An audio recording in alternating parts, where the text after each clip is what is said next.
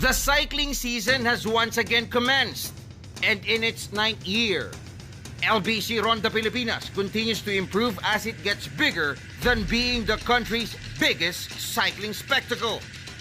As we open the 2019 season of the UCI Asia Tour, 7 Philippine squads will hope to test its mettle against 8 visiting continental teams led by powerhouse Terengganu of Malaysia. With the level of competitions up to a few notches, the 2019 LBC Ronda Pilipinas is out to answer one question. Are Filipino cyclists ready for the world?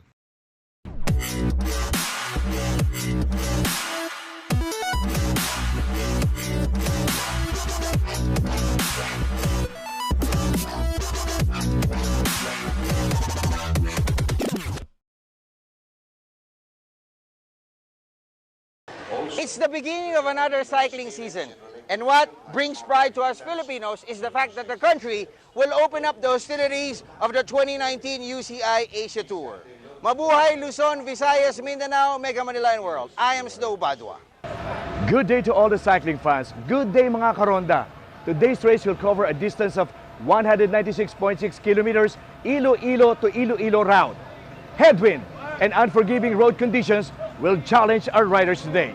I am DJ Bobby Udulio. And what are you waiting for? Sit back, relax. Here's stage number 1, LBC Ronda Pilipinas 2019.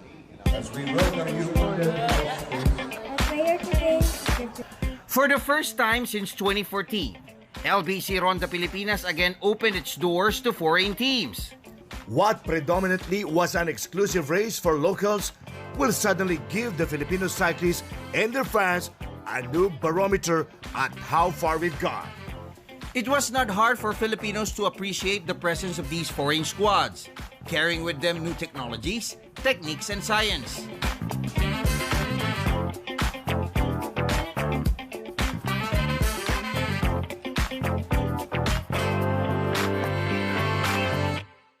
When the race finally rolled off, the big difference was immediately felt. As soon as the checkered flag was waved at the 0-kilometer mark, speed of the race shot up. A view from the top shows a contrasting image of the well-exposed and the tyros in this kind of UCI-sanctioned race. It was Filipino cyclist and former Tour de Langkawi campaigner Merculio Ramos who registered the first ever breakaway of the 2019 LBC Ronda Pilipinas. By taking the lead in the first few meters of this 197.6-kilometer UCI Asia Tour season opener, Ramos tried to pave the way for his fellow Tarlaqueño cyclist to show off. Another Filipino, Alvin Mandi, plucked himself out of the now tense peloton to immediately join Ramos in the first group. But the romance of the two in front was short-lived. 5 minutes after, the 88-man peloton absorbed the leaders, a scene which eventually turned into a pandemonium. Absorb the first group, so we have about 18 riders now in the breakaway. So the 18 riders is led by Ronald Uranza. Local teams like Go for Gold and Philippine Navy connive in front to escape the main pack. Every team's domestic are scumpering to get a good spot in front. And this opened up opportunities for their riders Jonel Carcueva and Ronald Lomotos, together with Tour de France veteran Francisco Mancebo Perez and Kang Guen Ju to establish the second breakaway. Anxiety in the peloton, now the chase group worsened. And this is when Tour de Langkawi reigning champion Artem Ovechkin experienced the most grueling stage of his Ronda Filipinas career. Ovechkin was truly a marked man with strugglers ganging up on him. How can a decorated rider like Ovechkin extricate himself from the defense of his rivals? We will find out when your LBC Ronda Pilipinas full recap returns.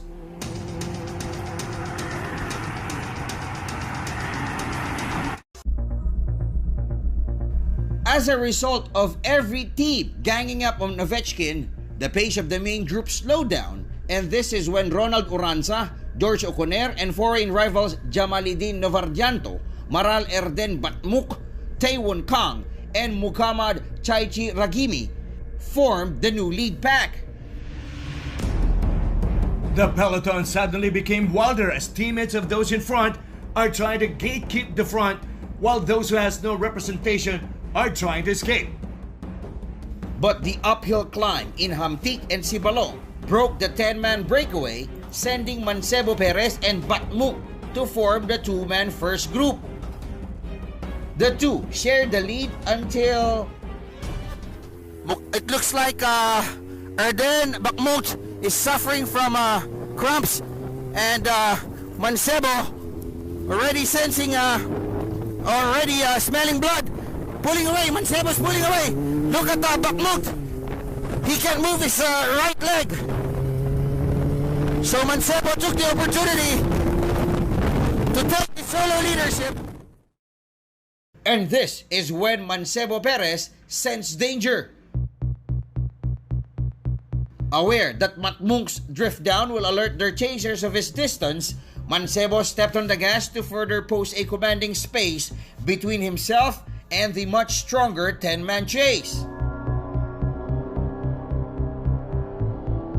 Rustam Lim tried to catch up on Mancebo, but he suddenly lost steam as Ronald Oranza stepped in to steal the solo chase. Though there are moments where he would massage his leg muscle and complain of too much heat, the 2000 Tour de France best young rider had a sweet sail to earn the victory.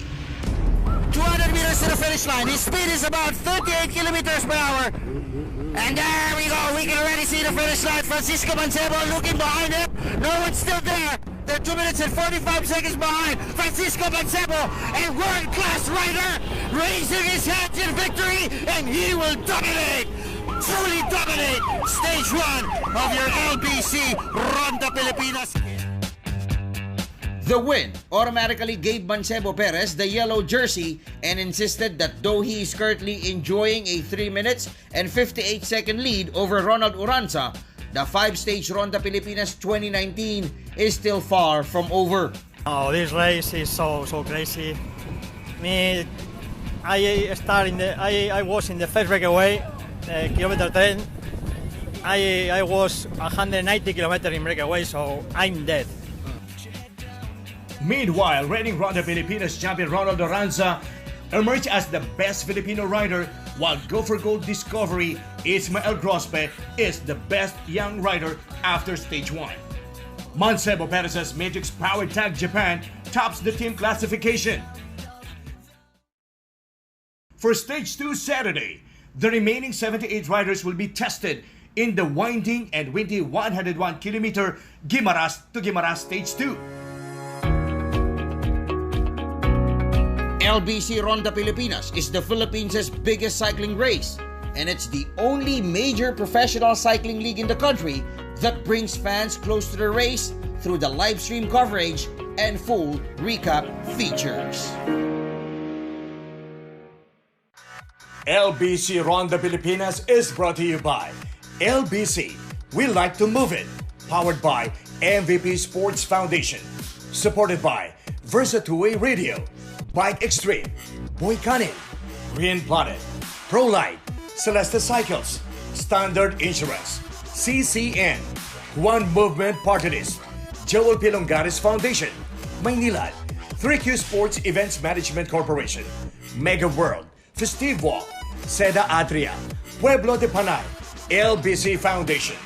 In partnership with the Department of Tourism, Department of Environment and Natural Resources, the City of Iloilo, Province of Iloilo, the Province of Guimaras, Rojas City, Province of Capiz, Province of Antique, and the Paradise Island of Boracay.